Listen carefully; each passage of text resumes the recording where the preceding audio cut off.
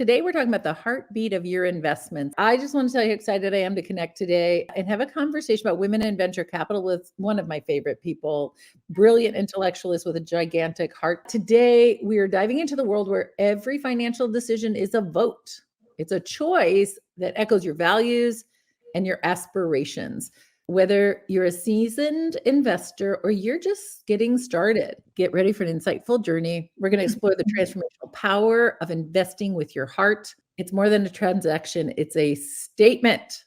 Did you know? Hold on to your seat. Consistently for many years now, we have bemoaned the fact that only 2% of all of the money that's being invested through venture capital is going to companies founded by women. Let's think about what the huge cost and lost opportunity is for all of us. And I want to talk about that today. So I'm having a conversation with somebody who is just going to knock your socks off, Naseem Sayani. She's co-founder and GP, general partner, which means she's in charge of Emmeline Venture. This is a venture fund investing in founders who are building game-changing businesses that empower individuals. In particular, investing in businesses that are helping women manage their health, build their wealth, and live in a cleaner, safer world. All these things you care about. This is literally what Naseem's committed to. She's aggregating capital and she's driving it to solutions we all need in our lives. It's great to have you here today. Thank you for joining us. Thank you. I love these conversations. I love hanging out with you. So this is brilliant. It's a good afternoon. Hey, listen, sisters in the fight to transform the landscape. The way we do our work together is so important. And I want to, if you've been involved with How Women Lead, I'm reminding you of this. But if not, I want you to lean in. This is really beautiful. Our culture is not great for women. And we have created a commitment to each other that's countercultural. We're going to be better with each other. We're going to create an environment that's where women really get to take off. So we ask you to be fierce advocates for each other. No mean girl behavior. We ask you to say yes to making introductions and helping each other, connecting each other with resources. If we connect all the powerful women, we can do anything. We can change any inequitable system. All we have to do is commit to doing it together and for and with each other. We ask you to reinforce her voice when she's being heard. Women's voices are not in, you don't see our voices in the media. Financial articles, they're not quoting us. We need your voice and we need to reinforce the voices of other women. So thank you for showing up today because that's what you're doing today. And I would just say, tell 5 or 10 friends. This is a movement. We want every woman around you to know about investing, how to think about investing in venture capital, and how it can be aligned with your values. And here's our the fourth credo that we ask you to commit to when you're involved with us, to be unabashedly visible. Be like Naseem and show up. Take up space, share your voice and your vision in the world. And so with that, welcome in. We've invited you to join the new table. I just want to give a couple more data points on the landscape. So consistently, the numbers have been around 2%. Naseem, I don't know if you've seen it, but I just saw a recent report. It's probably not final data for 2023. It looks like less than 1% of all venture funds went to companies founded by women last year. It's heartbreaking. Yeah, it's terrible. And that percentage has been about the same or lower for the last 10 to 15 years. The pie has changed, but the percentage hasn't. And there's one part of it is we can talk about the percentage and the problems with that percentage. And then the other lens is that if we actually, as we're doing and you're doing, can get more women and people of color involved in the ecosystem, that percentage will move. It will very naturally shift, but just by way of who's inking the deals. And well, in 2010, there were only 12 women-run venture firms. Now we have over 300. So we actually have a new day. So to your point, we can all feel confident that these new entrants to the market, these leaders who are showing unbelievable performance. So this is what's so interesting. Such a small amount of money has gone to companies founded by women, but women perform better for their investors. They make more money. And, they're more capital efficient. And last year when money was tight in the venture world and people were struggling, the women-run companies cut faster and were still able to continue to grow and didn't give up. So this is a huge opportunity right now. Our goal today in addressing all of this is to get you up to speed. We want to demystify some of the terminology and the process surrounding venture capital and investing in venture. Okay, so I want you to lean in and know it's easy. You're invited. We're going to make sure you know how to get going. We want to share with you how investing in venture benefits women leaders. It actually it's a huge power play. We want to give you an opportunity to take action and invite you to join our network of 10,000 women who are investing in venture, and we're changing the landscape for good. You think about all those companies we've all worked in and our friends and daughters have worked in some of the challenges we've had with cultural problems, with companies not supporting their female employees or losing them. This is how we make the change. We got to get more women in the room when companies are being started, and we need to get more women founding companies. So, Naseem, as a venture capitalist, you're included in this new table campaign, and you're on this value-based investing tool. Can you talk about why that's important and how you think about how your values are showing up in your investing? Yeah, it's a great question. There's a couple of things. So, and this is across most of the female founded or diverse founded funds, is that we are here to make money. That's point number one, right? Point number two is that we are also here to change the world and make things better. And so it's this combination of make money, do good that historically hasn't been allowed to live in the same place, that we are all adamantly putting next to each other and talking about all the time. And that's why the value-based investing is so important, because you may, like us, we're focused on women, we're focused on wealth equity and health equity and climate. And so those are values that we hold dear and have to be true in any company that we write a check to. Others may be more focused on certain lenses within ethnicity, and that matters to what they want to achieve and what they want the world to look like tomorrow. And so that tool is helping women identify funds that match their values. Instead of having to meet 100 or go searching individually, you can just sort and filter, and the funds that live by those values get served up. And then you talk to 5 and you decide 1 check or 5 checks. Like, you can decide where you want to put your capital, right? But it does a nice job of getting you to answers more quickly than what a lot of independent research might do. The reason that's really important is that when you think about how men have been investing for years, it's because they're on golf courses every Friday morning with their friends, right? And they're talking about deals and they're texting things around, and their value-based investing is driven by who they spend their time with. And so we need another mechanism to do that until we are also out spending more time together. And we're getting really good at this. But at the moment, you mentioned it earlier, but women do things in community. It's a real superpower for us that we don't use, I don't think, as much as we should be using it. And so that it's a little bit of a proxy for that community superpower at the moment, which is great. Yeah. All right. You're talking about this, like you can find the firm that's right for you, but maybe even let's back up. What do you need to know if you want to invest in venture capital in the first place? How is it different from investing in just like a mutual fund or with your retirement? Yeah, it's a good question. So venture capital, it can feel like a black box because there's no ticker.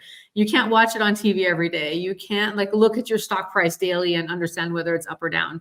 It's not like real estate that you can walk up to it and knock on the door and see what it looks like. And so the alternative assets, which is where venture capital sits, which is different than public markets, which is different than real estate, private equity, hedge funds, and ventures sit in the alternative assets. And those are things that you put a check in, and it's a long hold, and you're going to see outcomes on the other side, but you don't necessarily have direct insight onto performance at every minute. What you have is quarterly newsletters. You have an ability potentially to get involved with that founder and provide insight. But it's been such a black box for so long that for women who are now coming into a lot of wealth, who are now coming into thinking about portfolios instead of accounts, it hasn't been a room we've been in typically until now. And so now we're like, holy moly, there's a lot of money getting made over here. And so we're walking in the door and going, oh, but there's a different mindset required. This is how big wealth is made in this country. Oh, and women today, we have, most of us, we've worked for 20 to 30 years, right? We have operational expertise. Most of us are super busy. We need the easy, how do I get started and how do I walk across the line? That's why we asked everybody who's on the platform to make sure that the initial investment's sort of accessible. So if you're going to invest in venture capital, the one thing you have to know is there's some protections at a federal level that say you just have to meet a financial standard called being an accredited investor in order for us to feel like it's safe for people to invest in this kind of money, because like you said, the investment is sort of held for up to 10 years. And you can't really get it out. I mean, we've had a fund that within 2 years returned money to people. So that's probably the exception. For the most part, your money is being used well so that you can make big money on the back end. So you have to make $200,000 a year or 300 as a household, or have $1 million saved in your retirement or outside of your home. So hopefully that's accessible to everybody who's listening here. And if it is, sign up for the new table. What we're saying is in the next 12 months, you're going to learn a little bit and you're going to start investing in venture. And you can pick a venture firm like Emmeline's that's aligned with your values. You don't have to know how to pick founders that are doing a good job. Emmeline Ventures and I'll do it. Right. know how to do that.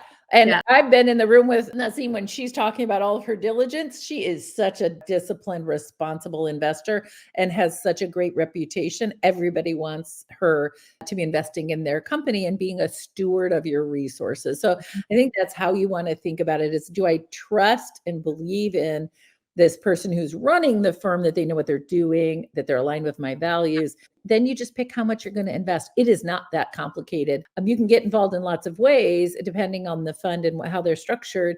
But really, it's no different than putting money into some kind of a retirement vehicle, really. And you can use a donor advised fund or retirement funds as well as just direct cash. So can you talk about how your values are showing up? Like, what does it mean when you're trying to make the world better? Like resources available for how women lead in their health and So our focus areas are healthcare, financial services, and sustainability. And we're focused on technology solutions, products that are specifically helping women live and thrive. Yeah. And that comes out in our healthcare bucket. It is exclusively women's health. Because the women's health is so underserved, under-researched, under-supported. We all have stories, doctor stories and research stories, right? That's a whole different LinkedIn Live.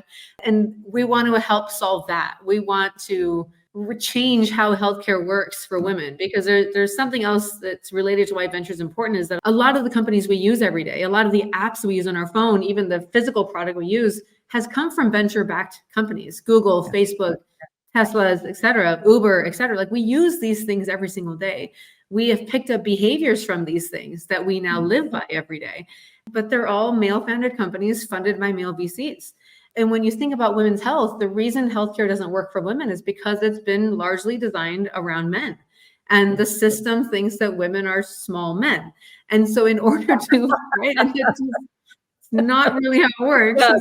But we're here to tell you, you are not small men. We're not small men. But this is why, and you have to go all the way back into, like clinical trials and into how doctors are trained when they go to school. And there isn't a curriculum around women's health. There isn't research around women's health. And if there is, it doesn't include people of color, and it doesn't include enough diversity. So even if that small man is a female, she's a white female. And so you're still leaving out vast swaths of the population. So that has to get adjusted. So when we look at investing in healthcare, it is around things that are serving underserved populations when it comes to women. So it's Black women, it's topics like maternal health, it's topics like mental health, it's looking at things like sexual wellness. These are things that we haven't said out loud in a long time. And so, but if we actually could invest in companies that are supporting those needs, that's going to generate a lot of value, right? Menopause on its own is a $600 billion market. That's enormous, because we're going to spend half our lives in it, and we're willing to spend money to sleep well and feel good. That's the health part of it. The financial part of it is that, women sit at the center of their families and communities. They are driving the spend in their households, 85 to 90% across big ticket items, not small ticket items. It's houses and it's healthcare and it's financial services and it's cars. But a lot of what we interact with on a daily basis wasn't actually designed for us. So when you think about what we're spending on, we're not spending on things that resonate with our preferences and our needs. And we are not, by way of how financial services is designed, we are not the audience that financial services is marketed to. We are not the audience that wealth management is marketed to. It is marketed to our partners. And it's happened to all of us. If we have male partners and you go talk to a wealth manager, even if I'm earning more than my husband, that wealth manager talks to my husband. And that is just the mentality of the industry. And what we need to do is shift, because if I'm the one driving 85% of my household spend, I'm also the one making sure we have savings. But and Sally Krawcheck says this, and I've said it before, like she says, women have been the treasurer of their households and not the CFOs. And we've got to sit in that CFO seat with our partners. And so the financial services that we're after are things that are giving women the ability to have autonomy, access, and ownership around their financial means and around their ability to drive wealth generation for their families. Our third bucket, sustainability, includes all things food tech, ag tech, climate, clean supply chains, et cetera. Because health and wealth are so deeply tied for women, you can't do one without the other, right? One healthcare decision affects my finances. A financial outcome can affect my healthcare. I have to wrap environment around that because as far as climate change is concerned, we are more adversely affected than our male counterparts when it comes to climate change. So we have to do all three. And that's why we've combined them and specifically anchored it around what helps women, because if we help her live and thrive, her family and communities are going to live and thrive as well. And that's what we're after. We're here to help everybody. We're just getting to the heart of the matter more quickly. Awesome. I just want to pause and give some additional information here. I'll give you an example. I'm definitely square in the menopause space. And it was just brutal finding an actual physician resource that understands menopause. You know, they'd be like, oh, I don't think you should do hormone replacement therapy because long time ago, there was a misguided research that said it was going to give breast cancer. 100%.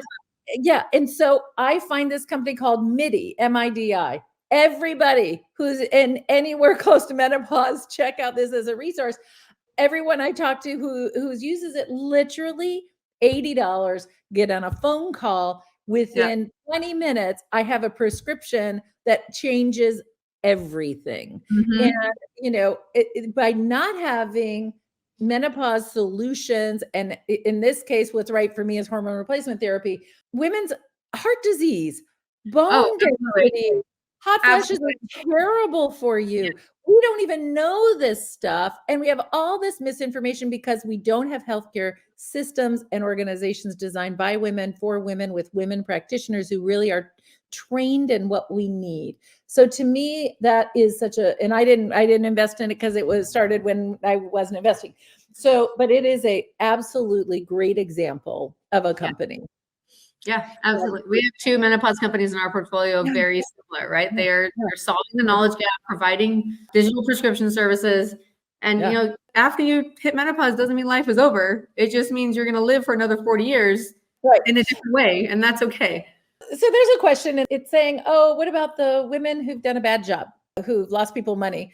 How do you think about a diverse portfolio that's balanced so that if somebody doesn't do a great job, if there's a company that doesn't, how do you handle that? Like, how do you support the company and make sure they're doing a good job? And then how do you think about it in terms of your financial modeling? Yeah, so there's a couple of layers in there, right? So certainly there are female founders that have lost money or been less than truthful. I would argue there's male founders who have also lost money and been less than truthful. So to put the marker on it and say, because this happened at a different conference I was at, somebody in the back said, well, don't we need more exits before we put more money there? And I'm like, that's fine, except that FTX, and I mean, we can list the companies that have blown up billions of dollars. And so that's not the lens, right? And what the media does this like at length. They love to tear down women. They will showcase the failure of women every day of the week. And yet when a man fails, it's almost celebrated and he gets another chance and he gets another $450 million. We can't listen to the media narrative, right? We have to understand what we're being told. And furthermore, in my funds, basically my portfolios are between 10 and 20 companies. So you bake in a diverse portfolio with, you know, knowing that not everybody's going to be 100% successful. The other thing on that point is that the fund structure actually creates immediate diversification, right? And so it's 25 to 30 companies. They're not all going to be hits, and that's totally fine. But 3 to 4 of them will be on average. And that's what's going to be drives your return. If you've got 30 angel investments, all 30 could go to zero and you would lose all that money. But you put it in a fund, it's not likely to go to zero just by way of the process, right? Well, okay, let's talk about the process. So you as a venture capitalist, I just did a thing this morning with you where we were talking about all your due diligence processes. So you really evaluate the companies and then you support them over time. Can you talk a little bit about the value that a venture firm adds by bringing all those resources forward? Yeah, absolutely. So the check, of course, is important. The big and second important thing is access to expertise and network. And so I have two co-founders in the fund. We come from different careers and different professional backgrounds. So I'm the strategist and the numbers person, or at least the business model person. Azine, our partner, is a talent professional. She's also been investing for 30 years herself. And then Lakeisha is deep operations and has built global teams. And so for early stage founders, when they have questions in the 0 to 1 when they're building, the three of us have pretty much seen everything that they could come across. We can cover all of it. So that's really helpful, because when it comes to problem solving, and this is again a comparison to male founders who can text 10 people and get answers very quickly, female founders don't often have like their text list built on who they're going to call when they have a question. And we very quickly put ecosystem around them. So it's the three of us, and our entire investor base has expertise. And to the extent that our LPs want to be active with the fund and involved with the founders and provide expertise or be an advisor, we're lighting that up as well. So like we have PR people, we have tech people, we have payer provider people, we have fintech people, and that's all expertise our founders can access, and it's quick. So they don't have to spend all weekend spinning. They can call me at 10 p.m. on a Sunday and say, my gosh, I've got a payer meeting tomorrow. I need someone. I'll be like, great. Talk to so-and-so because she did that for 20 years. And so that's the benefit that we can bring to founders very quickly, that we're very proud of, because it means that we can help them grow and make sure they can do that well. So you used an acronym, you said an LP. An LP is a limited partner, which that's an investor. So if you invest in venture, you are a limited partner. You are partnering. We're in business together. Yeah. There's a question also in the chat about, should you only invest the amount of money that you're prepared to lose? Which is kind of an interesting question. Do you want to get opine about that a little bit? Yeah, so venture is high risk, high reward. So any money that you're investing anywhere in the market, you should be prepared to lose, right? And so, but in public markets too, they go up, they go down. That's what I mean. Right. Public markets, even real estate, right? Especially if you live in California, we have fire season every year. Like you could lose your house if there's a fire that goes through your neighborhood. So you have to be ready for that to be. It cannot be daily expenses, money you need to buy food. Like that's not the right money to use. And that's why the IRAs are really interesting, because if you have retirement money, you can reallocate what is otherwise static capital anyway into a fund, and it doesn't affect your daily expenses. It's not liquid cash. So you have to be ready to lose that money, because it's going to be in a hold for 7 to 10 years. So be ready for that. I would say, not be able to access the money for 10 years. Yes. Be ready to lose it. Well, anything you could lose at any time, right? As you said, but these are diversified portfolios with professional managers who know what they're doing. So the likelihood that all 30 of the investments in a portfolio tank and everybody loses money is pretty thin. Anything can happen, but that would be unlikely, especially what you're doing at Emmeline Ventures is you have diversity. So you're not all women's health. You're women's health and climate and financial technology. So you've got quite a few different areas that you are investing in, which gives you some safety as well. There's diversification in what companies and what industries you're in. Right. Yeah. We're both B2C and B2B. We have 3 sectors. Those sectors have different exit rates and different outcomes. And it's good. It gives us a couple layers of diversification very quickly. Yeah. And as venture capitalists, we're looking at financial modeling all the time. Every change, you are going back to the model, spreadsheet, whatever it is, and making sure that you are going to get to me. Our measure is, can I see a 10 times return from every single investment we make? And I am driving to that and beyond on a daily basis. Okay, so everybody who's joined us today, you're invited to the new table, and this is what you're going to get. You get more education like this, whether it's articles or events or the different things that we will do to help you build your journey. You also get access to meet venture capitalists like Naseem, but in different modalities. You can contact them directly and have a one-on-one conversation and talk about investing in their fund. So education, a searchable values-based index tool that you've done such a beautiful job of describing. But we also, if you're in Dallas, Texas, we're having a party. Someone's hosting a party for all the investors in Dallas, Texas. We're having events where you can build community, which is so important to most of us, right? And it's also a power play. So we haven't really dove into that very much, but you talked about inviting some of those limited partners or investors to help give their expertise. when it's appropriate. I want to extend your thinking, everyone who's listening here, to think about like when you are out and about in the world, you're thinking about your own career or getting on a corporate board or whatever your part of your journey is, or even if you're absolutely winding down on the day-to-day work, but you want to keep having fun and learning about innovations, investing in venture, even just as I put $25,000 in, talking about that in your day-to-day life, people treat you differently. It gives you access to different rooms that you get to go into and times when you really get to flex your own power and influence.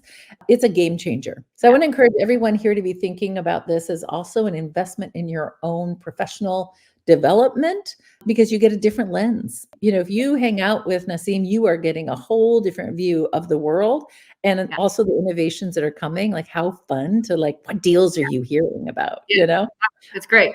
It's a lot of fun. So I think we're out of time, which is it always goes too fast. It goes so fast.